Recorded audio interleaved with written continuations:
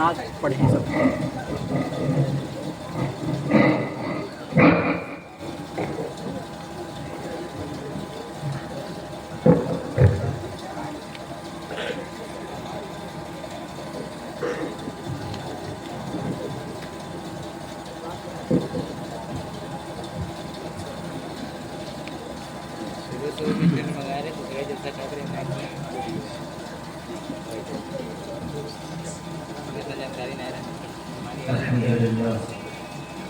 الحمد لله رب العالمين والعاقبة للمتقين والصلاة والسلام على سيد الأنبياء والمرسلين وعلى آله وأهل بيته وأصحابه وذرياته أجمعين أما بعد فأعوذ بالله من الشيطان الرجيم بسم الله الرحمن الرحيم قد جاءكم من الله نور وكتاب مبين صدق الله العلي العظيم وبلغنا رسوله النبي الأمين الكريم ونحن على ذلك من الشاهدين والشاكرين والحمد لله رب العالمين. وقال الله تبارك وتعالى في شان حبيبه الكريم إن الله وملائكته يصلون على النبي يا أيها الذين آمنوا صلوا عليه وسلموا تسليما. الصلاة والسلام عليك يا رسول الله الصلاة والسلام عليك يا نبي الله الصلاة والسلام عليك يا حبيب الله وعلى آلك وأصحابك يا نور الله صلى الله تعالى عليك وسلم. ممبر شریف پر تشریف فرما معزز علماء اہل سنت شعراء کرام معزز سامعین و حاضرین خواتین اسلامی عزیز بچوں السلام علیکم ورحمۃ اللہ تعالی وبرکاتہ.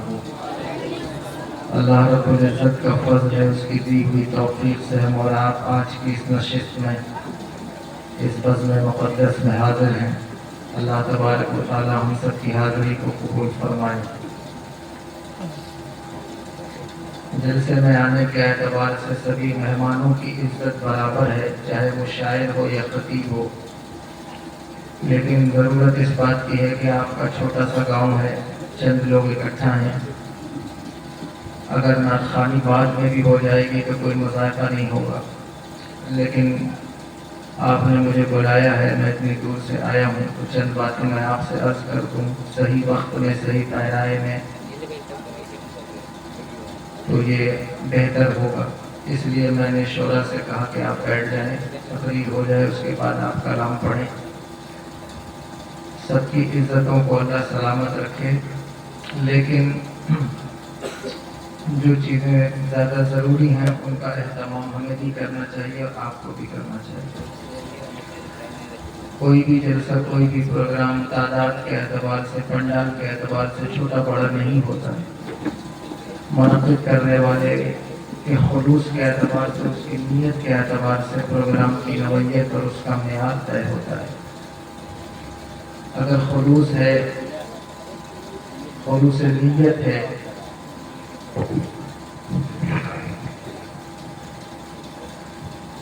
اگر خلوص نیت ہے تو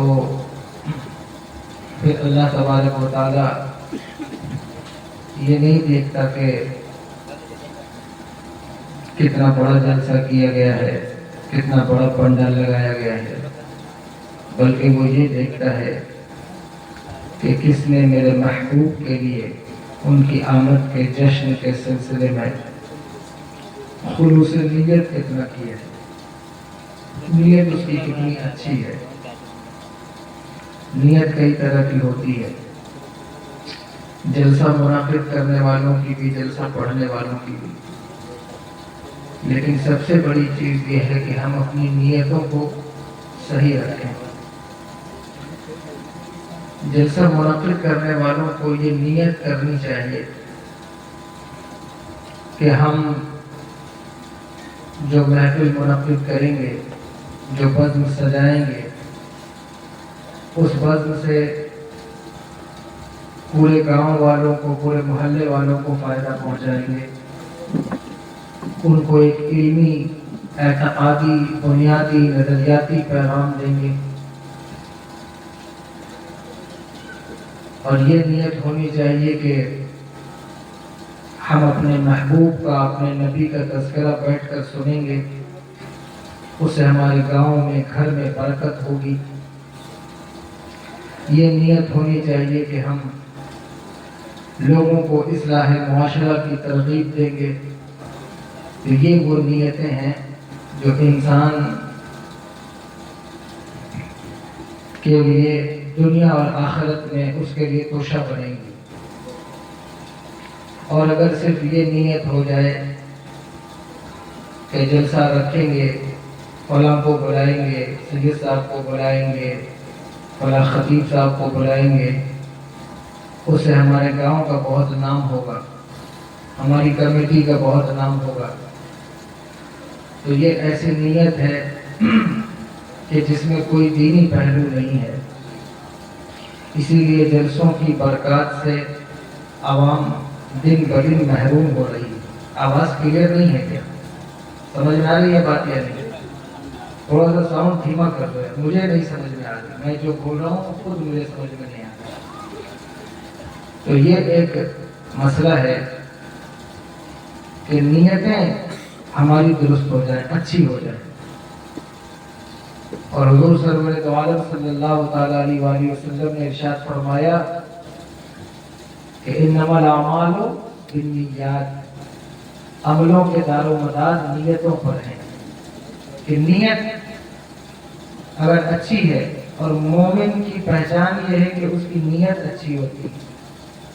حضور نے ارشاد فرمایا نیت المؤمن خیر من عملہ اور عمل المنافق خیر من نیتہ، کہ مومن کا عمل تھوڑا ہوتا ہے، کم ہوتا ہے، لیکن اس کی نیت بہت اچھی ہوتی ہے۔ اس کے نیت کا جو اخلاص ہے وہ اس کے کام میں برکت بھی ڈال دیتا ہے اور اسے مقبول بھی کرا دیتا ہے۔ اور منافق کا عمل بہت بڑا ہوتا ہے لیکن اس کی نیت اچھی نہیں ہوتی۔ سمجھ میں آ رہی ہے بات؟ منافق کا عمل بہت بڑا ہوگا لیکن اس کی نیت اچھی نہیں ہوگی، اور مومن کی نیت بہت اچھی ہوگی، عمل سے جائے کہ کچھ کم ہی ہو، تھوڑا ہی ہو، لیکن اس کی نیت اچھی۔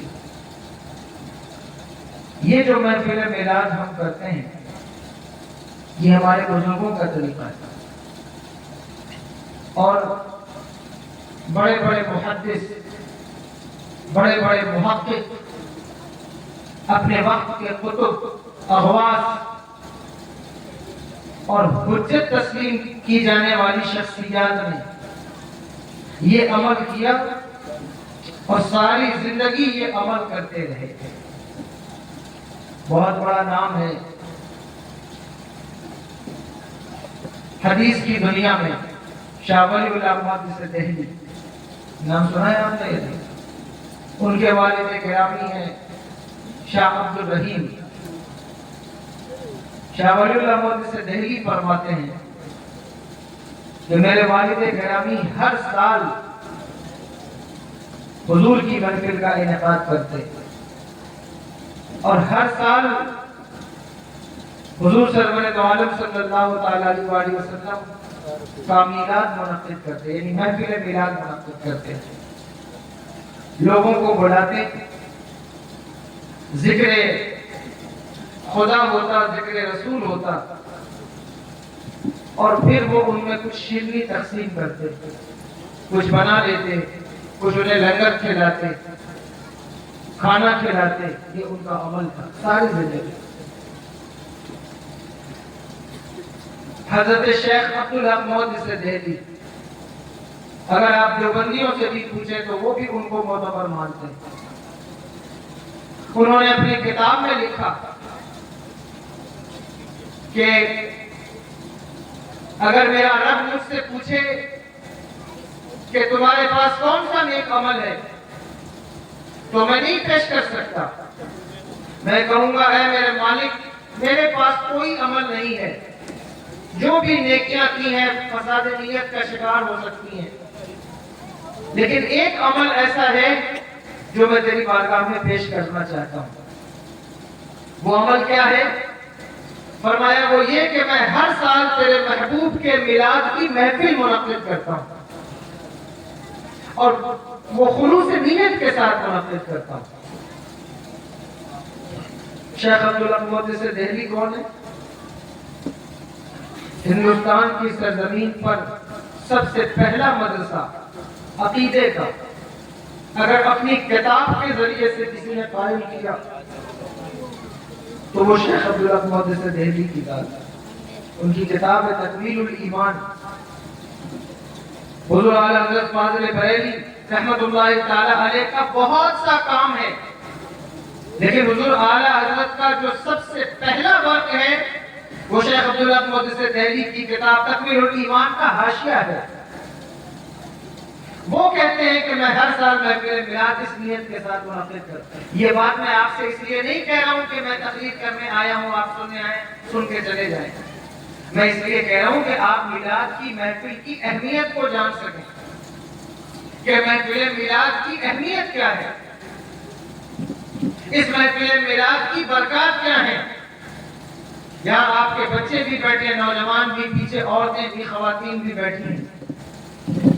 کوئی بات میری سنیں یا نہ سنیں، لیکن اس بات کو آپ نوٹ کر لیں کہ اگر آپ خلوص نیت کے ساتھ ہر سال مصطفیٰ جان رحمت کا میلاد منائیں، اس میں کوئی نام و نمود شامل نہ ہو، اس میں کوئی اور دنیاوی مفاد شامل نہ ہو، بلکہ ارادہ یہ ہو کہ یا رسول اللہ صلی اللہ علیہ وسلم آپ ہمارے نبی ہیں، ہم آپ کے امتی ہیں، ہم نے کلمہ آپ کا پڑھا ہے، قرآن، رمضان، دین، دنیا جو کچھ ملا ہے آپ کے توسط سے، آپ کے وسیلے سے ملا ہے۔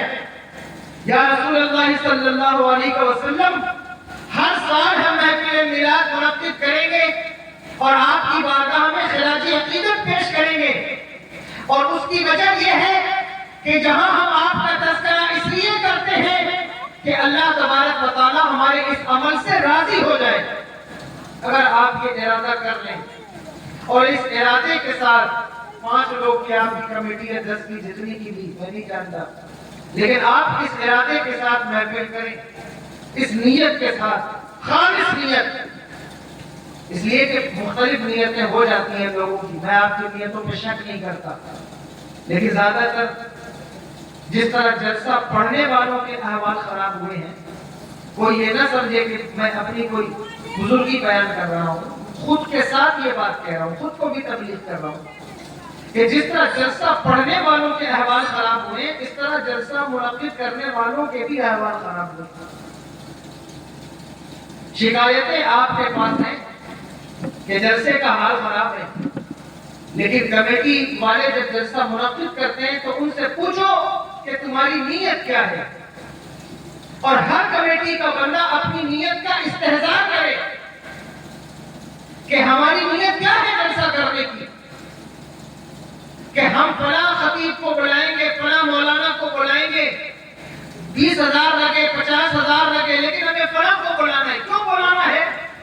کہ اس کی وجہ یہ ہے کہ وہ ان کا بہت نام ہے، ان کی بہت فین فالوئنگ ہے، ان کے چینل کے ویورز بہت ہیں، اگر وہ آئیں گے ہمارے گاؤں کا نام ہوگا، ہماری کمیٹی کا بڑا نام ہوگا، اس لیے ہم ان کو بلائیں گے۔ تو آپ کی نیت خود ٹھیک نہیں ہے۔ پہلے تو آپ کو یہ ارادہ کرنا چاہیے کہ ہم کسی مولوی کے لیے جلسہ نہیں کر رہے، کسی خطیب کے لیے کوئی پروگرام نہیں کر رہے۔ اس لیے کتنے لوگ ایسے ہیں کہ بڑے کسی خطیب کی تعریف لی، پھر انہوں نے کینسل کر دیا، پتہ چلا جلسہ ہی کینسل ہو گیا۔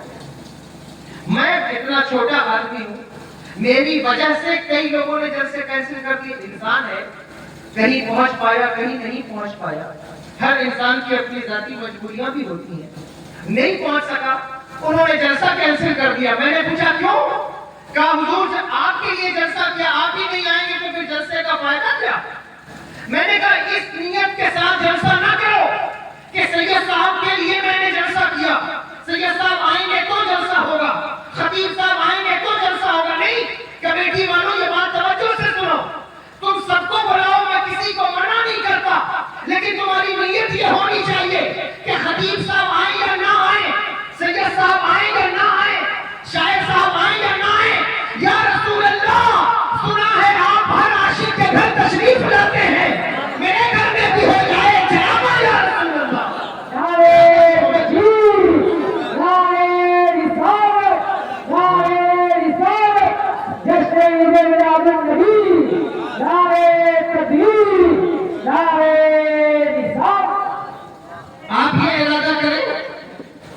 ارادے کے ساتھ جلسہ کریں تو آپ دیکھیں گے کہ آپ کے گاؤں میں، آپ کے شہر میں اس محفل کی برکات نظر آئے گی۔ مجھے نہیں پتا آپ کتنے سال سے محفل کر رہے ہیں، کب سے آپ محفل سن رہے ہیں، لیکن اگر اتنے جلسے کرنے کے بعد بھی آپ کے بچوں کو جلسے میں بیٹھنا نہیں آیا ہے تو محفل کی برکات آپ کو نہیں ملے۔ آپ کی کمیٹی میں آپ نے 10,000 چندہ دیا ہے، 20,000 چندے دیے ہیں، لیکن اس کے باوجود آپ کے بچے آج تک یہ نہیں سیکھ سکے کہ محفل میں بیٹھنا کیسے ہے یا اس محفل کا مقصد کیا ہے، تو آپ کو محفل کی برکات نہیں ملی۔ پہلے اتنے جلسے نہیں ہوتے تھے، ایک جلسہ کہیں ہو جائے، بھدوہی میں ہوتا ہوگا تو گاؤں کے دیہات کے لوگ نکل کے ساتھ جلسے میں پہنچ جاتے ہیں، بولو ایسا ہوتا ہے؟ اب تو صبح بھی جلسہ، شام بھی جلسہ، دوپہر بھی جلسہ، اور ہر سب کے موبائل میں جلسہ، دن رات جلسہ سن رہے ہو، ہر گلی میں جلسہ۔ اب تو جس کو کوئی کام نہ ہو وہ جلسہ کرتا ہے، کوئی برا نہ مانے میری بات، لیکن جس کے پاس کوئی کام نہ ہو اس کے پاس جلسہ ہے کہ میرے پاس کوئی کام نہیں، میں جلسہ کروں گا، کوئی میری بات کا برا نہ مانے، میں اس وقت مبلغ ہوں، آپ کا اپنا بھائی سمجھ کے معاف کر دینا، لیکن یہ کنڈیشن ہے ہمارے صاحب۔ جس جلسے میں جاؤ، ایسا نہیں کہ صرف یو پی کی بات کر رہا ہوں، جہاں جاؤ، گجرات جاؤ، مہاراشٹر جاؤ، صاحب کیا ہے، حضرت بچوں نے جلسہ منعقد کر لیا ہے، تو بڑے کیا کر رہے تھے؟ بڑوں کو کیا ہو گیا تھا کہ انہوں نے نہیں منعقد کیا، بچوں نے کر لیا؟ یہ کوئی کھیلوا کا کام ہے، کوئی ٹائم پاس کام ہے کہ جو صرف بچے کرتے، بڑے نہیں کرتے؟ اگر جلسوں کی خرابی کا اس کا آبزرویشن کیا جائے، اس پر غور کیا جائے، تو اس کی ایک بنیادی وجہ جو میرے نالج میں ہے، میرے آبزرویشن میں ہے، کوئی اختلاف کر سکتا ہے، وہ یہ ہے کہ جس گلی، جس چوراہے میں صرف بچے جلسہ منعقد کر رہے ہیں، پھر جلسوں کا حال کیا ہوگا؟ بڑے کیا کر رہے ہیں؟ حضور کی محفل منعقد کرنا ہے، لوگوں کو ایک پیغام دینا ہے، لوگوں کو مجلس میں بلانا کیسے ہے، کس سے کیا گفتگو کرانی ہے، کس سے کیا خطاب کرانا ہے، یہ بچے نہیں ڈیسائیڈ کریں گے، یہ قوم کے بزرگ، بڑے سمجھدار دانشور ڈیسائیڈ کریں گے۔ اس لیے جلسوں کا، اس کی ایک جلسوں کی خرابی میں ہونے والی خرابیوں میں ایک بنیادی وجہ یہ بھی ہے، اس کو بھی آپ ذہن نشین کر دیں اور یاد رکھیں کہ نہیں تو اب اتنے جلسے ہیں، صبح دوپہر شام جلسے ہیں، لیکن اس کے باوجود بھی آپ دیکھیے کہ آپ نے کتنے لوگوں کو جلسوں کے ذریعے سے، اپنی محافل کے ذریعے سے دین کے قریب کیا ہے۔ میں جلسوں کی برکات کا انکار کرنے والا آدمی نہیں ہوں، میں جلسوں کے فوائد بتانے والا آدمی ہوں، لیکن میں آپ کو صرف اس لیے یہ بات کہہ رہا ہوں کہ آپ غور کریں، کتنے لوگ یہاں بیٹھے ہیں جن کے سر پر ٹوپی نہیں ہے؟ ابھی آپ نہ لگائیں، میں ابھی آپ سے شرمندہ نہیں کر رہا ہوں آپ کو کہ ابھی آپ ٹوپی لگائیں، لیکن میں عرض یہ کرنا چاہتا ہوں کہ انہی بچوں کو، انہی نوجوانوں کو اگر ولیمے میں جانا ہو تو یہ اس کنڈیشن میں ولیمے میں نہیں جائیں۔ یہاں جو بزرگ بیٹھے ہیں، میرے بڑے ہیں، میں ان کی کوئی توہین نہیں کرنا چاہتا، لیکن وہ جس طرح جلسے میں چلے آتے ہیں، ان کو کسی بارات میں جانا ہو وہ اس طرح نہیں جائیں کہ لنگی پہن لیا ہے۔ کچھ تو ایسے بھی ہیں جو ہاف پینٹ پہن کے جلسے میں آنے لگے ہیں، نہ انہیں ٹوپی کا پتہ ہے، نہ انہیں لنگی کا پتہ ہے، نہ انہیں پتہ ہے کہ ہمیں کون سا لباس پہننا ہے، بس ہمیں جلسے میں آنا ہے۔ کیوں؟ اس لیے کہ وہ ایک ٹائم پاس انہوں نے سمجھ رکھا ہے، معلوم جلسہ ہے، ٹائم پاس ہے، تو چلو جلسے میں چلتے ہیں، ہو کے چلے آئیں۔ یہ کس نے بنایا ہے ماحول؟ ہم نے تو نہیں بنایا، ہمارا تو کوئی عالم اس حرکت، ایسی حرکت تو نہیں آتا۔ یہاں تو ماشاءاللہ ایک سے ایک عمدہ لباس پہننے والے لوگ موجود ہیں، ایک سے ایک ٹوپی لگانے والے لوگ، صاحب 1,500 کی ٹوپیاں لگا کے بیٹھے، 2,000 کے جھمکے پہن کے آنے والے، الحمدللہ اللہ نے ان کو نوازا ہے۔ لیکن آپ کو یہ روش کس نے سکھائی ہے؟ اگر آپ کے یہاں اتنے جلسے ہو رہے ہیں، اس کے بعد بھی آپ کو جلسوں کی اہمیت کا پتہ نہیں، محفل کی اہمیت کا پتہ نہیں. ولیمے میں جانا ہو پھر آپ دیکھیں کہ آپ کا لباس کیا ہوگا. اس میں سے کوئی بچہ ایسے ولیمے میں نہیں جائے گا. وہ شیونگ بھی کرائے گا, فیس واش بھی کرائے گا, پھر وہ کلین اپ بھی کرائے گا, پھر وہ اچھا سوٹ بوٹ بھی پہنے گا, اس کے بعد وہ کسی ولیمے میں جائے گا. وہ غلط کیا؟ صحیح بات. اس کی نظر میں ولیمے کی اہمیت ہے. لیکن جلسوں کی اہمیت آپ نے کم کر دی کہ محلے کا جلسہ ہے, جو جہاں چاہے بیٹھ جائے, جس جگہ چاہے منعقد کر دیا جائے, نالی کے اوپر, تالاب کے اوپر, قوم کے کوڑے خانے کے اوپر, جہاں چاہو وہاں رکھ لو. میرے بھائیوں, خدا کے لیے میں یہ بات صرف اس لیے کہہ رہا ہوں تاکہ آپ کو محفل میلاد کی برکات مل سکے. اللہ کی عزت کی قسم, یہ وہ محفل ہے جسے محفل میلاد کہا جاتا ہے, جس کو منعقد کرنے والا اور جس میں بیٹھ کر برکات طلب کرنے والا کوئی اعلیٰ حضرت بن گیا, کوئی شیخ عبداللہ موتی سے دہلی بن گیا, کوئی شاہ ولی اللہ موتی سے دہلی بن گیا. لیکن تم نے اس محفل کی اہمیت کو نہ سمجھا, اس وجہ سے تمہیں اس محفل کی برکات نہ مل سکی. تمہیں نہیں سمجھ میں آ سکا کہ ان محفلوں کی برکات ہے. میرے اپنے علاقے کے اندر جو کچھ کام میں کرتا رہتا ہوں, میری عادت نہیں ہے میں اپنے کارنامے بیان کرتا پھر, لیکن یہ حدیث نعمت کے طور پہ کہتا ہوں. ہمارے یہاں میلاد شریف ہوتا ہے, جلسے ہوتے ہیں مسجد کے اندر یا مسجد کے باہر. آپ میں سے جس کو یقین نہ ہو, مولانا محفوظ صاحب تو یہاں بیٹھے ہوئے ہیں, یہ ہمدرد قوم و ملت بھی ہیں اور علماء نواز بھی ہیں, خود بھی عالم دین ہیں. اللہ تعالیٰ کو جزائے خیر سے برکت دے. یہ میرے جاتے آتے ان کو معلوم ہے, اور ورنہ ان سے آپ پوچھئے گا, میں ان کو دلیل پیش کر دوں گا. ایسے لوگ ہمارے پاس موجود ہیں جو بے اولاد تھے, لیکن حضور کی محفل میلاد میں اس نیت کے ساتھ بیٹھے کہ اللہ مجھے صاحب اولاد کر دے. پھر اللہ اکبر کبیرہ, اگلی مرتبہ ربیع النور شریف بعد میں آیا, ان کے گھر خوشخبری پہلے چلی آئی. یہ محفل میلاد کی برکت ہے.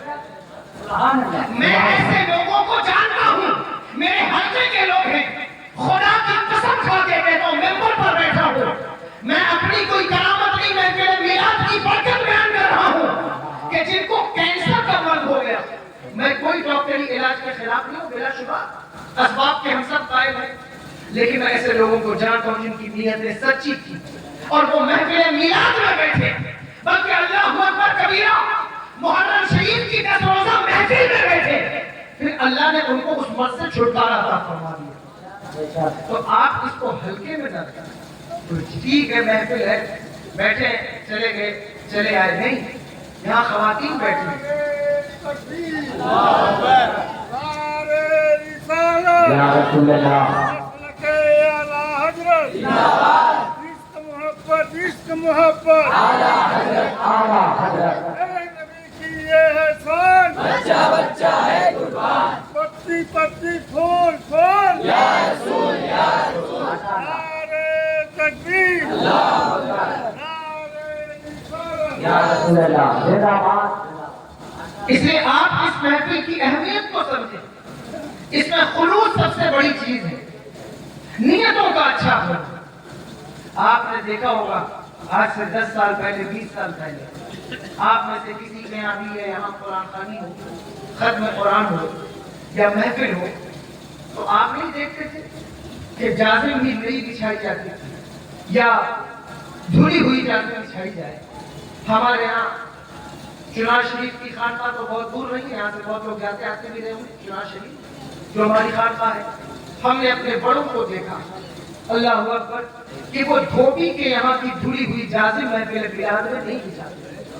وہ کہتے تھے کہ ہم اسے خود دھلیں گے پھر محفل میلاد میں بچھائیں گے, اس لیے کہ یہ محفل میرے آقا کی محفل ہے, یہ محفل میرے حضور کی محفل ہے. آپ یہ بارگاہ کیسی ہے؟ حضور کی بارگاہ وہ بارگاہ ہے, جتنا آپ ادب کریں گے اللہ آپ کو اتنی برکت عطا فرمائے. جتنا ادب آپ کے اندر, آپ کرتے جیسے جی چاہے ویسے بیٹھے, جیسے جی چاہے ویسے آئیں, لیکن آپ کے اندر جتنا ادب ہوگا اللہ آپ کو اتنی ہی برکتیں عطا فرمائے. حضرت شاہ ولی اللہ موتی سے دہلی, وہ ہر سال یہ محفل کرتے, اور ایک سال ان کے پاس پیسہ نہیں تھا, सरमाया नहीं था, तो उन्होंने सोचा कि अब इस साल तो कोई चीज मौजूद नहीं, क्या किया जाए। तो उन्होंने सोचा कि चलो नागा ना हो, भुने हुए चने हैं, इसी को रखकर हुजूर की महफिल करता हूँ, यही तकसीम कर देता हूँ। और फिर उन्होंने वो भुने हुए चने रखे और हुजूर का मिलाद पढ़ा और वो चने तकसीम कर दिए लोगों को। सुन रहे हैं आप बात? तकसीम कर दिए। रात जब सोए तो किस्मत जाग गई और मेरे आका सरवर दो आलम सल्लल्लाहु अलैहि वसल्लम का दीदार नसीब हुआ। हुजूर ख्वाब में तशरीफ लाए। कितने लोग ऐसे हैं जिनकी तमन्ना है कि उनको हुजूर का दीदार अता हो जाए। ये हाथ उठाने की बात नहीं, अपने अपने दिल में झांक कर देखो। अगर ये आज का ख्याल भी नहीं आया है तो आज ये ख्याल पैदा कर दो और आज से ये इरादा कर लो कि या अल्लाह अब मेरी जिंदगी को इतना पटरी पे ला दे कि मुझे हुजूर का दीदार नसीब हो जाए। ये हर आशिक रसूल की तमन्ना है। हर आशिक ये चाहता है कि हुजूर का दीदार नसीब हो। और ख्वाब में जिसने हुजूर को देख लिया ना, जिसने भी देख लिया था, अल्लाहु अकबर कबीरा, अन करीब वो हुजूर को जागते हुए भी देख लेगा। ये कितनी बड़ी बात है। अगर आप कभी गौर करें कितनी बड़ी बात है। बुखारी शरीफ की हदीस से पाक है, मेरे आका सरवर दो आलम सल्लल्लाहु अलैहि वसल्लम ने खुद इरशाद फरमाया, मन रानी फिल मनाम फसयरानी फिल यक़ज़ा, कि जो मुझे ख्वाब में जिसने मुझे देखा, अन करीब वो मुझे जागते हुए भी देख लेगा। अब इससे बड़ी बात क्या हो सकती है कि जिसने ख्वाब में देखा वो अन करीब मुझे जागते हुए भी देख लेगा। बाज़ लोगों ने इसका मफ़हूम ये किया कि इसका मतलब ये है कि जिसने यहाँ हुजूर को ख्वाब में देखा वो क़यामत में भी हुजूर को देख लेगा। तो हमारे उलमा ने कहा कि अगर क़यामत में देखना ही मकसूद है इसमें, तो फिर इसमें ख्वाब देखने वाले की तखसीस क्या? वहां तो सभी हुजूर को देखेंगे। जिसने ख्वाब में देखा है वो भी हुजूर को देखेंगे, जिसने ख्वाब में नहीं देखा वो भी हुजूर को देखेंगे। फकत इतना सबब है बस में इन्हें कादे वहशत का कि उनकी शान महबूबी दिखाई जाने वाली है। वहां तो सब देखेंगे। तो कहा इसका मतलब ये नहीं है कि जिसने ख्वाब में देखा वो क़यामत में देखेगा, नहीं। कहा जिसने ख्वाब में देखा वो इसी दुनिया में जागती आंखों से हुजूर को देखेगा और सारी जिंदगी न भी देख सके तो दमे आखिर जरूर देखेगा, आखिरी वक्त में जरूर देखेगा। और इससे बड़ी बात क्या है कि दम निकल रहा हो और उनकी दीद हो रही हो, घर वक्त अजल सर तेरे कदमों पे पड़ा हो, जितनी हो कज़ा एक ही सजदे में अदा हो। इससे बड़ी बात क्या हो सकती है कि अगर आखिरी वक्त हुजूर का दीदार हो जाए। अल्लाहु अकबर। और जानते हो, जो भी हुजूर को एक मर्तबा जागती आंखों से देख ले, एक मर्तबा, हजरत शेख अब्दुल अजीज दब्बाग मिस्री लिखते हैं कि एक मर्तबा जो हुजूर को जागती हुई आंखों से देख ले वो 2999 दर्जे विलायत के उसी वक्त तय कर लेता है। अल्लाह। तो उन्होंने हुजूर को ख्वाब में देखा और जब भी हुजूर को कोई ख्वाब में देखे तो ये जान ले कि उसने हुजूर ही को देखा। ऐसा हो सकता है कि आप मुझको ख्वाब में देखें तो हो सकता है कि आपको मेरा नाम सुनाई दे रहा हो लेकिन मैं ना हूं, कोई और आदमी हूं। लेकिन जिसने हुजूर को देखा उसने हुजूर ही को देखा। क्यों? क्योंकि मेरे आका ने खुद इरशाद फरमाया कि मन रानी फिल मनामे फकद रानी, जिसने मुझे ख्वाब में देखा उसने मुझे ही देखा। फ़इन्न शैतान ला यतमस्सलु फी सूरतिही, शैतान की ये औकात नहीं है कि वो ख्वाब में आकर मेरी मिस्ल होने का दावा करे। शैतान की ये हैसियत नहीं है कि वो ख्वाब में भी हुजूर की तरह होने का दावा करे। अल्लाहु अकबर कबीरा। शैतान को भी पता है कि सबकी तरह होने का दावा करना, लेकिन हुजूर की तरह होने का दावा न करना। अल्लाहु अकबर। तो जिसने ख्वाब में हुजूर को देखा उसने हुजूर ही को देखा। और फिर दूसरी बात, کہ اگر حضور کسی کو خواب میں کچھ چیز عطا فرما دیں تو وہ وہم اور گمان نہیں ہوتا بلکہ حقیقتاً حضور عطا فرما دیں. یہ حقیقی بات ہے. اگر آپ کو کوئی خواب میں ملے اور آپ کو 10 روپے دے تو صبح آپ 10 روپے پائیں گے؟ بولو پائیں گے؟ نہیں پائیں گے. لیکن حضور کسی کو عطا فرمائے تو جس کو حضور نے جو بھی دیا وہ اس کا وہم اور گمان نہیں ہے، محض خواب نہیں ہے، بلکہ حضور نے حقیقتاً اس کو عطا فرما دیا. پوچھو امام بوصیری سے، رات میں حضور نے چادر دی تو صبح کندھے پر چادر موجود تھی. حضرت شاہ ولی اللہ مودی سے دہلی کہتے ہیں کہ میرے والد شاہ عبد الرحیم رحمت اللہ علیہ کو میرے آقا نے اپنے 2 منہ مبارک عطا فرمائے. کیا عطا فرمائے؟ 2 منہ مبارک، سر کے بال. جب وہ صبح بیدار ہوئے تو ان کے سرہانے وہ دونوں بال موجود تھے، اور جب وہ ان بالوں کو لے کر کے چلتے تو بادل ان پر سایہ کیا کرتے تھے. اللہ اکبر. وہ حضرت شاہ عبد الرحیم ہے، اور انہوں نے وہ بھنے ہوئے چنے تقسیم کر دیے لوگوں میں، اور رات میں دیکھا کہ حضور سرور دو عالم صلی اللہ علیہ وسلم کی محفل لگی ہوئی ہے، اور حضور کی محفل میں بہت ساری اشیاء رکھی ہیں، اور ان میں وہ چنے بھی رکھے ہوئے ہیں جو میں نے حضور کی بارگاہ میں پیش کیے، اور حضور انہی چنوں پر شفقت فرما رہے ہیں. پتہ چلا کہ خلوص نیت یہ سب سے بڑی چیز ہے محفل میلاد. نیتوں کا پاک ہونا، نیتوں کا صاف ہونا، اس بات کا احساس ہونا کہ یہ جو ہم نے محفل کی ہے اس کا مقصد کیا ہے، اس کی غرض و غایت کیا ہے، کس وجہ سے ہم نے اس محفل کو رکھا. اگر یہ نیت سمجھ میں آ جائے تو پھر محفل کی برکات بھی سمجھ میں آ جائے. وگرنہ ہر سال محفل میلاد جھنڈے بناؤ اور گنبد خضرا کا آپ نے یہ بنایا ہوا ہے، یہ آپ کی محبت ہے، اللہ تعالیٰ قبول فرمائے. لیکن میلاد کا پیغام فقط یہ نہیں، اس بات کو بہت توجہ سے سنیے. میلاد کا پیغام فقط یہ نہیں کہ آپ جھنڈے لگا لیں اور یہ کام کر لیں. جھنڈے لگانا، لائٹنگیں لگانا یہ بہت اچھی بات ہے، کوئی برا عمل نہیں، اچھا کام ہے اور اللہ چاہے گا اس پہ ثواب عطا فرمائے. لیکن میلاد کا پیغام محض یہ نہیں. میلاد کا تحفہ حضور کی بارگاہ میں آپ نے کیا پیش کیا ہے، یہ قابل غور بات ہے. اس ربیع النور شریف پر جلوس نکالا تھا آپ نے یا نہیں نکالا تھا؟ تو آپ نے دیکھا ہوگا کہ جلوس میں سب سے آگے کون رہتا ہے؟ نوجوان رہتے ہیں. سب سے زیادہ نعرے کون لگاتے ہیں؟ نوجوان لگاتے ہیں. لیکن ان نوجوانوں کا ذہن چاہتا ہوں، ان کی توجہ چاہتا ہوں کہ تم نے حضور کی بارگاہ میں کیا تحفہ پیش کیا، کیا چیز پیش کی ہے حضور کی بارگاہ. تمہارے دوست کا برتھ ڈے ہوتا ہے تو تم اسے کوئی تحفہ پیش کرتے ہو، وہ لوگ کرتے ہو یا نہیں کرتے؟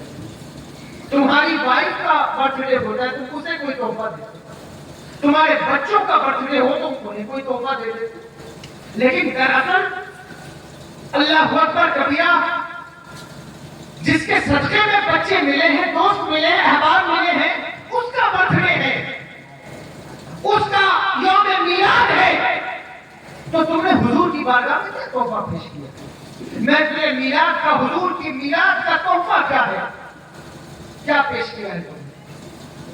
اگر تم نے 12 ربیع النور کو بھی فجر کی نماز نہیں پڑھی، اگر تم نے 12 ربیع النور کو بھی ظہر اور عصر نہیں پڑھی، تو تم نے حضور کو کوئی تحفہ نہیں دیا ہے، بلکہ تم نے حضور کو تکلیف پہنچائی ہے. یہ بات قابل غور ہے. اللہ اکبر کبیرہ. جلوس کی وجہ سے جھنڈیاں لگاتے ہوئے، پتنگیاں لگاتے ہوئے اگر تمہاری ظہر چلی گئی، عصر چلی گئی، عشاء چلی گئی، مغرب چلی گئی، تو تمہاری یہ کیسی خراج عقیدت ہے؟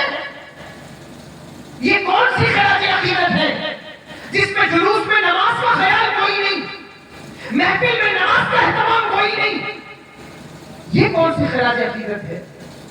حضور نے ارشاد فرمایا جعلت قرۃ عینی فی الصلاۃ، نماز جس کی ٹھنڈک میری آنکھوں میں رکھی گئی ہے، جو نماز پڑھتا ہے حضور کی آنکھوں کو ٹھنڈک پہنچاتا ہے. اور اس دن تم نے اگر نماز چھوڑ دی تو بتاؤ کہ تم نے تحفہ کیا پیش کیا؟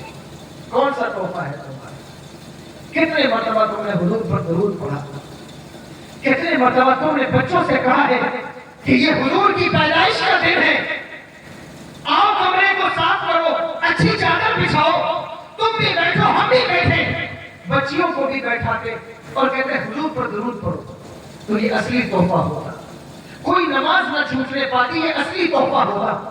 کوئی ایک ارادہ کر لیا ہوگا کہ یا رسول اللہ صلی اللہ علیہ وسلم، میں نے 10 مرتبہ 20 مرتبہ محفل میلاد دیکھا ہے، ربیع النور دیکھا ہے، لیکن اس مرتبہ میرا ارادہ یہ ہے کہ حضور آپ کو تحفہ دوں گا۔ یا رسول اللہ کیا تحفہ پیش کروں، کیا چیز پیش کروں، کیا چیز پیش کروں جانا، کیا چیز ہماری ہے، یہ دل بھی تمہارا ہے، یہ جان بھی تمہاری ہے، حضور کیا پیش کروں، کیا پیش کروں؟ آپ کے معیار کے مطابق کیا ہے؟ کیا یہ گلدستہ آپ کے معیار کے مطابق ہے؟ کیا یہ لائٹنگ آپ کے معیار کے مطابق ہے؟ یہ صحیح تحفہ نہیں ہو سکتا۔ عقیدت کا اظہار تو ہو سکتا ہے، محبت کا اظہار تو ہو سکتا ہے، لیکن یہ حضور کے لیے صحیح تحفہ نہیں ہو سکتا۔ اگر تحفہ پیش کرنا چاہتے تھے، ارادہ کر لیتے یا رسول اللہ آج کے بعد سے کوئی نماز نہیں چھوڑوں گا، اس ربیع النور کے بعد کوئی نماز نہیں چھوڑوں گا، یہ سب سے بڑا تمہارا تحفہ ہوتا۔ اگر یہ ارادہ کر لیتے اس ربیع النور کے بعد کبھی گالی نہیں بکوں گا، یہ سب سے بڑا تحفہ ہوتا تمہارا۔ میری بہنیں یہاں بیٹھی ہیں، بچیوں سے کہتا ہوں تم تحفہ پیش کرنا چاہتی تھی، یہ ارادہ کر لیتی یا رسول اللہ صلی اللہ علیہ وسلم اس ربیع النور کے بعد کبھی بھی بے پردہ گھر سے باہر نہیں نکلوں گی، یہ سب سے بڑا تحفہ ہوتا حضور کی بارگاہ۔ لیکن آپ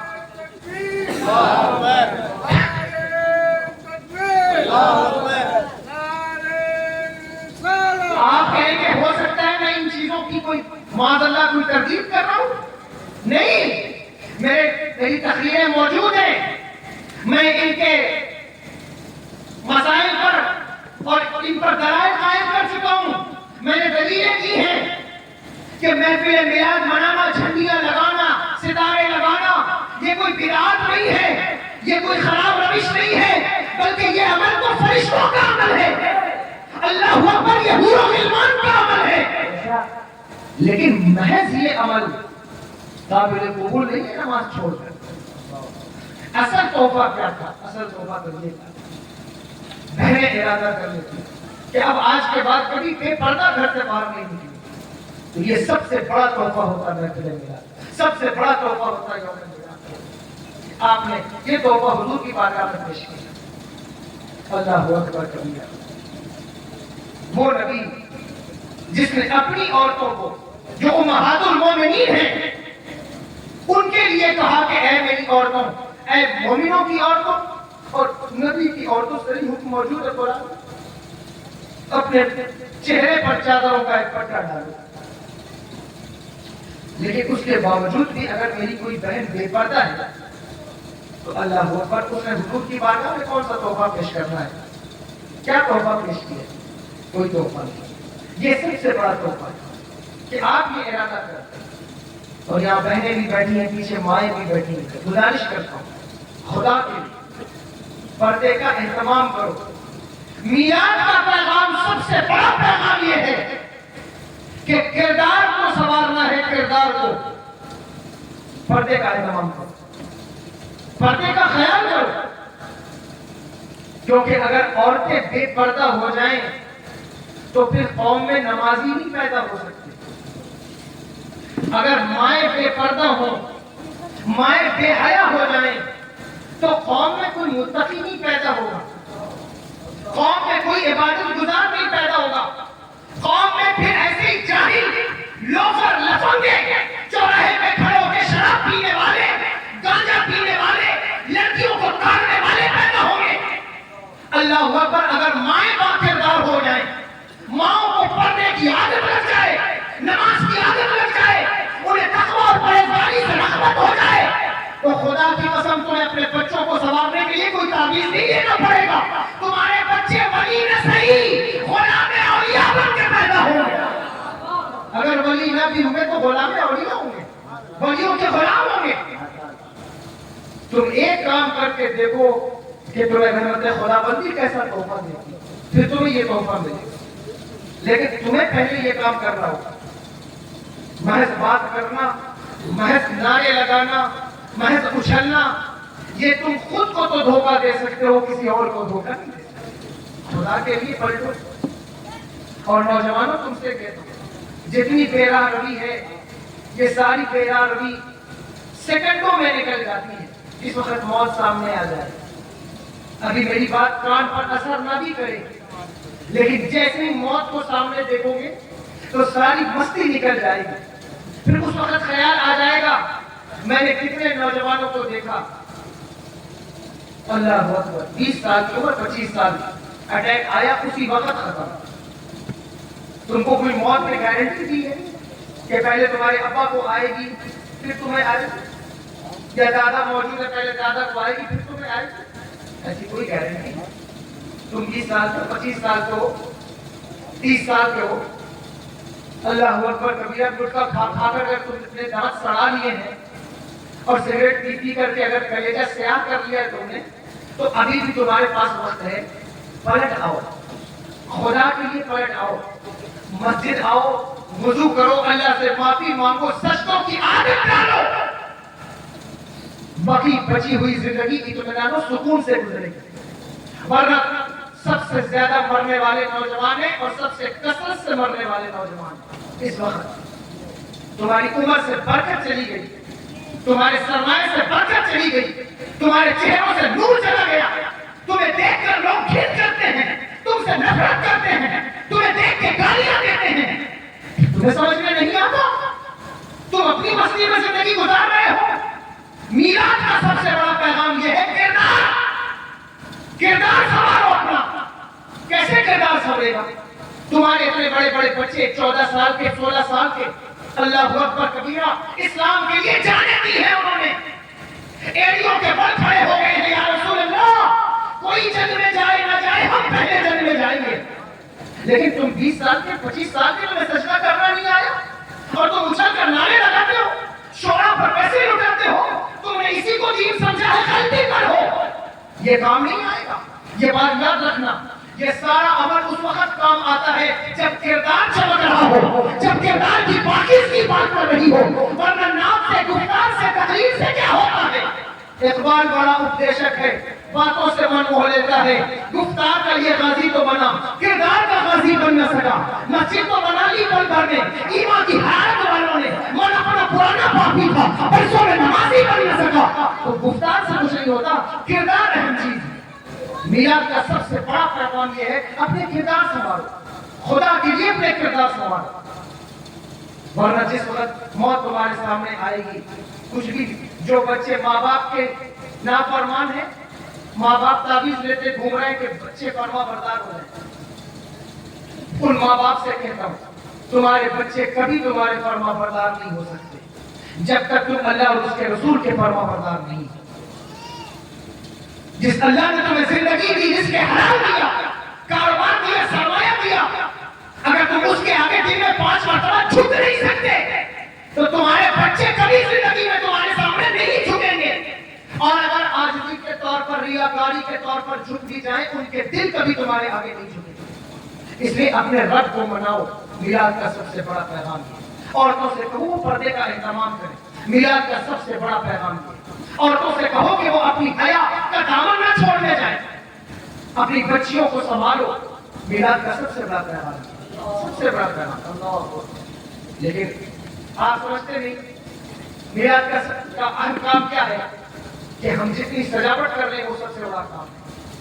ہم جتنا کوئی ایسا کام کر لیں, لنگر بنانے کی سب سے بڑا کام ہے. اچھی بات, میں نے کب منع کیا, ہمارے علماء نے کب منع کیا, لیکن صرف یہ کام کرنا ہی آپ کو فائدہ نہیں دے جب تک کہ آپ اپنے کردار کو نہیں سنوارتے, اپنے کردار کو اچھا نہیں کرتے. اس لیے خدا کے لیے اپنے کردار کو اچھا کیجیے.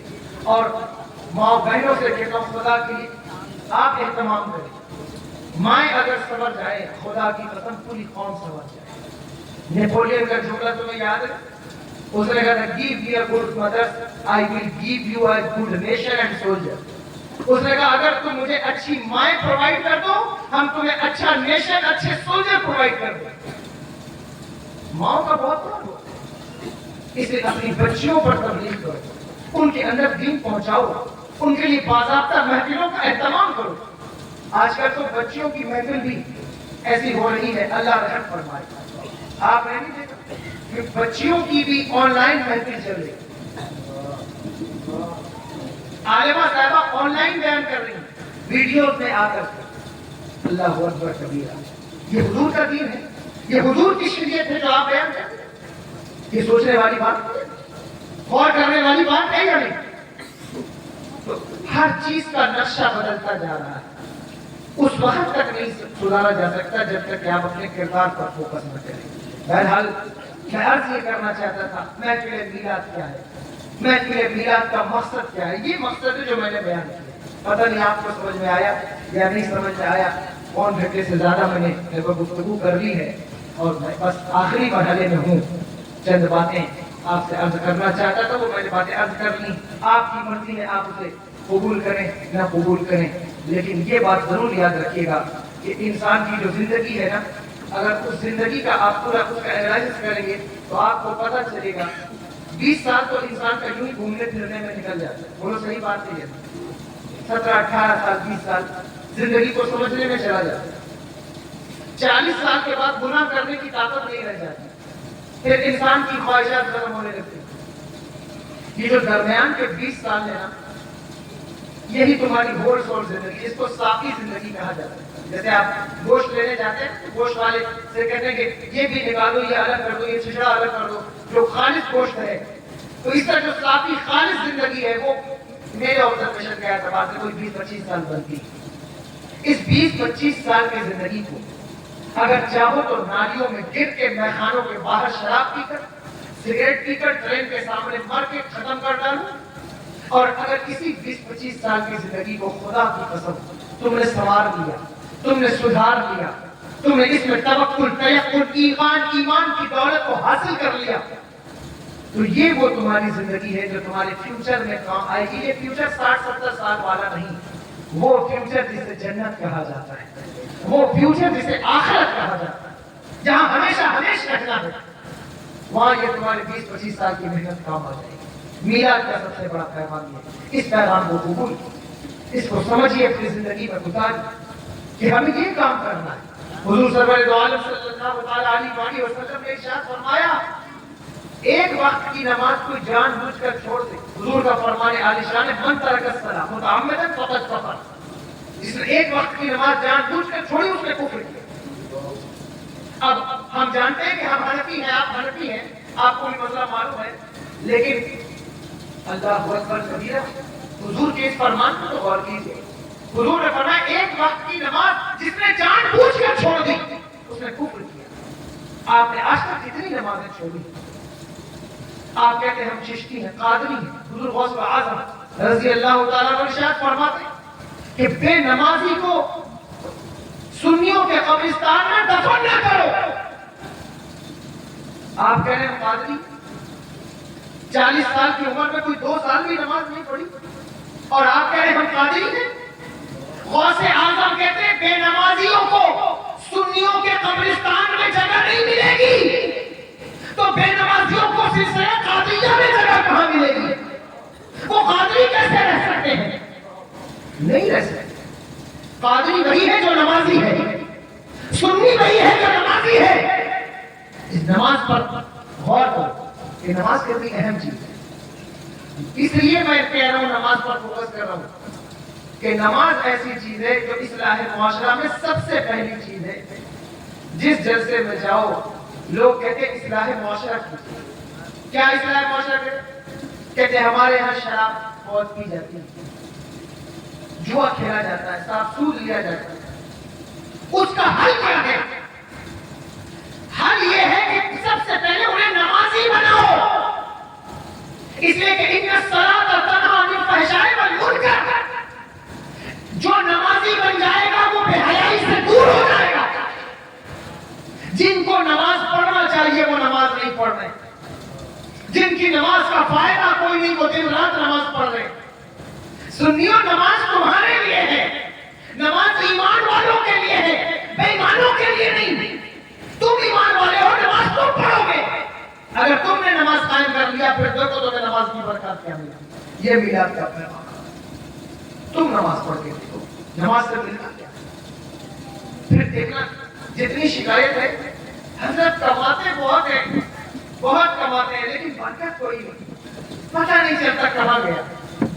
ایک آدمی 10 لاکھ روپے کما رہا ہے ماہانہ، لیکن کہتا ہے ہم کو پتہ نہیں چلتا کہ میری دولت گئی کہاں، میں نے 10 لاکھ کمایا وہ گیا کہاں، میرے اوپر لون الگ سے ہے، قرضہ الگ سے ہے، اس کے ہاں برکت نہیں۔ اب وہ تعویذ سے برکت ڈھونڈ رہا ہے، میں تعویذ کا منکر نہیں ہوں، تعویذ لکھنے والا، تعویذ دینے والا، تعویذ دعا کرنے والوں کی اولاد ہوں، تعویذ کا منکر نہیں، لیکن وہ تعویذ سے برکت ڈھونڈ رہا ہے۔ اس کو پتہ نہیں کہ بے نمازی کے گھر سے تعویذ نہیں، وہاں قرآن بھی رکھ دیا جائے تو بھی اللہ برکت نکال دیتا ہے۔ اب اس کو برکت ملے گی کیسے؟ کہاں سے برکت آئے گی؟ 10 روپے کمانے والے امام کو تم نے دیکھا ہوگا، 500 1000 روپے 3-4 ہزار 10 ہزار کی نوکری جو کر رہے ہیں، جن کی تنخواہیں ہیں، ان کو تم نے دیکھا ہوگا، ان کی زندگی میں کچھ ہو یا نہ ہو لیکن برکت تمہیں نظر آئے۔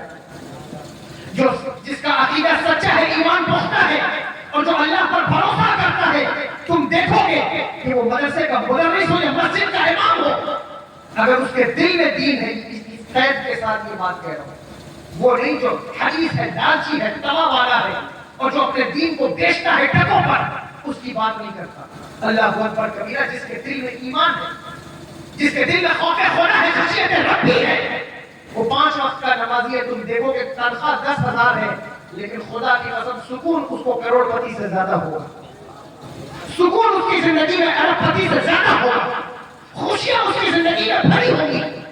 وجہ کیا ہے؟ کیونکہ اللہ نے برکت کے دروازے اس کے آنگن میں کھول دیے ہیں، برکتیں اس کے گھر میں نازل ہو رہی ہیں۔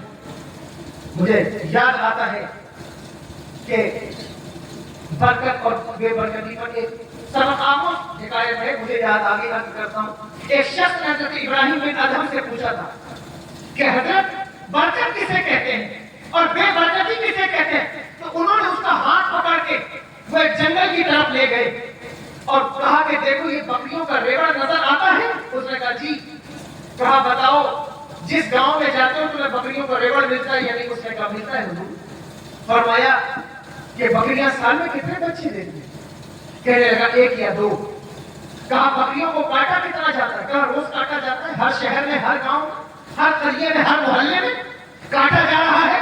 قربانی پر یہ ریشیو پتہ نہیں کہاں سے کہاں پہنچ جاتا ہے۔ کہا لیکن اس کے باوجود بھی ایک زمانے سے بکریوں کو کاٹا جا رہا ہے، کھایا جا رہا ہے، قربانی میں بھی کاٹتے ہیں، عقیقے میں بھی کاٹتے ہیں، ولیمے میں بھی کاٹتے ہیں، خطرے میں بھی کاٹتے ہیں، دعوت میں بھی کاٹتے ہیں، سگائی میں بھی کاٹتے ہیں، ہر جگہ بکریاں کٹ رہی ہیں۔ لیکن جس علاقے میں جاؤ، جس شہر میں جاؤ، جس منڈی میں جاؤ، تمہیں بکریوں کا ریوڑ نظر آئے گا۔ کہا یہ کیا ہے؟ کہا اسی کو برکت کہتے ہیں، اسی کو برکت کہتے ہیں۔ کہا پھر بے برکتی کیا؟ تو انہوں نے اس کا ہاتھ پکڑا اور قوم کے کوڑے دان پر لائے، وہاں چند کتے بیٹھے تھے۔ کہا بتاؤ سال میں کتے کتنے بچے دیتے ہیں؟ کہا 8 10 12 بچے دیتے ہیں۔ کہا کتوں کو کتنے لوگ کھاتے؟ کہا کوئی نہیں کھاتا، 1 8 2 ملکوں کی بات چھوڑتے کوئی نہیں کھاتا۔ کہا لیکن مجھے بتاؤ کہ کیا تمہیں کبھی کتوں کا ریوڑ نظر آیا ہے؟ کسی منڈی میں، کسی جگہ میں، کسی گاؤں میں، جنگل میں تم نے یہ ریوڑ دیکھا ہے؟ کہنے لگا نہیں دیکھا۔ کہا اسی کو بے برکتی کہتے ہیں۔ بچے اتنے زیادہ ہیں، کھانے والا بھی کوئی نہیں، اور کھانے کی افراط ہے، لیکن کتوں کا کوئی ریوڑ نہیں، یہ بے برکتی ہے۔ اس نے ہاتھ جوڑ کر عرض کی حضور پھر یہ بھی بتا دیں کہ بکریوں کو برکت ملی کہاں سے اور یہ کتوں کو بے برکتی کہاں سے ملی؟ فرمایا اس کی ایک ہی وجہ ہے۔ کہا وجہ کیا؟ کہا وجہ یہ ہے کہ بکریاں مغرب کے بعد سو جاتی ہیں، فجر سے پہلے اٹھ جاتی ہیں، کتے رات بھر جاگتے ہیں، فجر کے وقت سو جاتے ہیں۔ دراصل اس لیے کتوں میں بے برکتی ہے اور بکریوں میں اللہ نے برکت عطا فرما دی۔ اب تم اپنی زندگی کا محاسبہ کرو کہ تمہاری زندگی کس کی طرز پر ہے، برکت والوں کی طرز پر یا بے برکتی والوں کی؟ اس لیے آپ میلاد کا پیغام یہ ہے، برکت لینا چاہتے ہو نماز پڑھو، برکت چاہتے ہو نمازی بنو، عبادت گزار بنو، برکت چاہتے ہو بچیوں کو پردے کی عادت ڈالو، اللہ اکبر. ایسے بھی لوگ ہیں کہ مسجد کے چبوترے پر بیٹھے رہیں گے لیکن جب اذان کی آواز بلند ہو تو صاحب وہ چبوترے سے اٹھ کر چلے.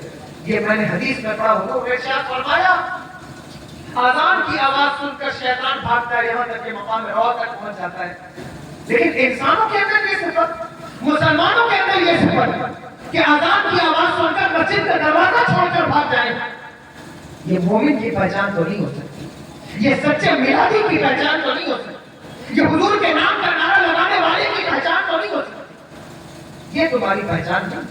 تمہاری پہچان یہ ہے کہ صرف جھنڈیاں, لنگر اور لائٹیں تمہاری پہچان نہیں ہے. کردار کردار کردار تمہاری پہچان. اور آخری بات عرض کرتا ہوں, کردار اس وقت تک نہیں آ سکتا جب تک کہ تمہارے دل میں حضور کی سچی محبت نہ پیدا ہو. آخری بات ہے, بس ختم کر دوں گا. سچی محبت جب تک تمہارے دل میں نہ پیدا ہو کردار نہیں آئے گا. سچی محبت کیسے پیدا ہوگا؟ سچی محبت کیسے آئے گی؟ ان کا تذکرہ کرنے سے, ان کا تذکرہ سننے سے, ان سے عشق پیدا. دل کو عادت ہے عشق کرنے کی, اس کی فطرت ہے عشق کرنا, محبت کرنا. اگر حضور سے عشق نہیں کرو گے تو پھر چوراہے پر کسی سے عشق کر بیٹھو گے, اور وہ عشق کرو گے جو تمہیں نکما اور نٹھلا بنائے گا. دنیا کے عشق میں اور حضور کے عشق میں یہی فرق ہے. دنیا میں کسی سے عشق ہو وہ تمہیں ناکارہ نکما کر دیتا ہے, ذلیل کر دیتا ہے, رسوا کر دیتا ہے, تمہیں پاگل کر دیتا ہے, مجنون بنا دیتا ہے. اللہ اکبر. غالب کو نہیں سنا, غالب کہتے ہیں عشق نے غالب نکما کر دیا ورنہ ہم بھی آدمی پہ کچھ کام نہیں. غالب کو محبوب اصل میں غلط مل گیا ہے. وہ اس محبوب سے عشق کر بیٹھے جس کا عشق نکما بناتا ہے. وہ اس سے پیار کر بیٹھے جس کا عشق انسان کو ناکارہ بناتا ہے. اس لیے ہمارے بزرگوں نے کہا نہیں, عشق کرنا ہے حضور سے عشق کرو, حضور سے پیار کرو. اس لیے کہ ان کا عشق نکما نہیں بناتا. کیا بناتا ہے؟ ان کا عشق کسی کو جامی بنا دیتا ہے, ان کا عشق کسی کو روبی بنا دیتا ہے, ان کا عشق کسی کو اعلیٰ حضرت بنا دیتا ہے, ان کا عشق کسی کو مفتی اعظم بنا دیتا ہے, ان کا عشق کسی کو تاج الشریعہ بنا. ان سے عشق کرو, ان سے عشق کرو. وہ عشق نہ کرو جو تمہیں نکما اور ناکارہ بنا. اللہ اکبر. غالب نے کہا تھا نا, دل ہی تو ہے نہ سنگ خشت, درد سے بھر نہ آئے کیوں, روئیں گے ہم ہزار بار کوئی ہمیں سجائے کیوں, اور جس کو ہو جان و دل عزیز اس کی گلی میں جائے کیوں. یہ دنیا دار سے عشق کرنے والے کا شعر ہے, لیکن نبی سے پیار کرنے والے کا شعر سنو. میرے امام نے غالب کو جواب دیا. غالب کہتے دل جس کو ہو جان و دل عزیز اس کی گلی میں جائے کیوں. امام کہتے پھر کے گلی گلی تباہ ٹھوکرے سب کی کھائے کیوں. دل کو جو عقل دے خدا تیری گلی سے جائے کیوں. جان ہے عشق مصطفیٰ روز وضو کرے خدا, جس کو ہو درد کا مزہ نازے دوا اٹھائے. نعرے تکبیر, نعرے رسالت, مسلک اعلیٰ حضرت, فیضان اعلیٰ حضرت, نعرے تکبیر, نعرے رسالت. اس لیے عشق عادت ہے انسان کی, فطرت ہے انسان کی.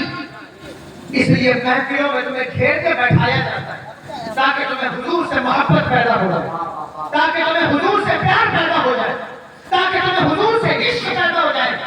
دیکھو جو بھی آپ کے گاؤں کا نام ہے, کیا نام ہے گاؤں کا؟ لالا نگر والوں, یہ بات یاد رکھنا, انقلاب ہمیشہ محبت والے لاتے ہیں, عشق والے لاتے ہیں, سمجھے؟ انقلاب کون لاتا ہے؟ محبت کرنے والے ہی انقلاب لاتے ہیں, نفرت کرنے والے پر بھی انقلاب نہیں لاتے. دل پر ہاتھ رکھ کر بتاؤ, یہ گنبد خضرا بنانا محبت کی علامت ہے یا نفرت کی؟ محبت. جھنڈیاں لگانا محبت کی علامت ہے یا نفرت کی؟ محبت. لائٹیں لگانا محبت کی علامت ہے نا. محفل میلاد